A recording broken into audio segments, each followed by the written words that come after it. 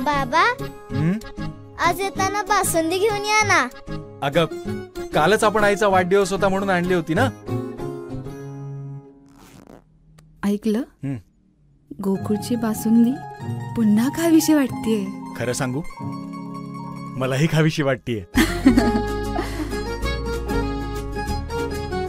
पुन्हा पुन्हा खावीशी वाटणारी गोकुळ बासुंदी. आम्ही घरातून ज्या वेळेला बाहेर पडतो तर जगायचं कसं किंवा जगण्याची सुरुवात आपल्या आयडेंटिटीपासून होते. थोडं सिम जरी आपल्याला घ्यायचं असेल तर मग आधार कार्ड पाहिजे.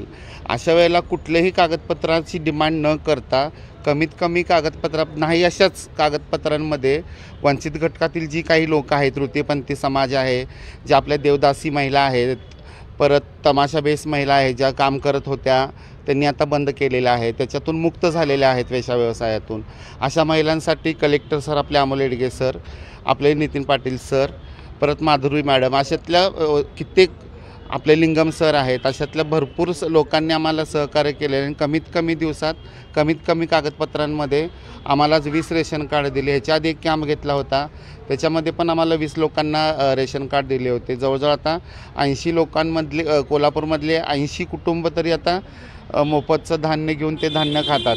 तसंच आम्हाला विनंती आहे की ज्या काही शासनाच्या योजना आलेल्या आहेत, जसं की आम्हाला कमीत कमी कागदपत्रांमध्ये रेशन कार्ड उपलब्ध करून दिलं, तसंच इतर योजनांचा पण लाभ आम्हाला द्यावा व ह्या घटकाला जगण्यासाठी एक सहकार्य करावे अशी आम्ही विनंती करतो. धन्यवाद. थँक्यू.